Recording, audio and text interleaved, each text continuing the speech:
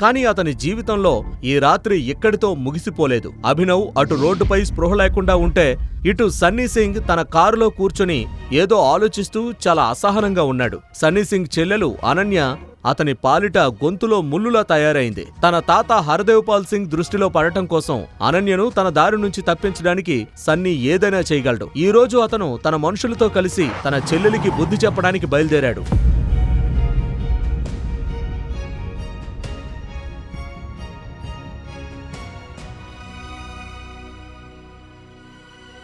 త్వరగా కానివ్వండి, కారులో అయితే నెక్కించండి. తెల్లవారేలోపు వీడిని అనన్య రూమ్లో పడేయకపోతే ఇలాంటి ఛాన్స్ మళ్ళీ రాదు. త్వరగా.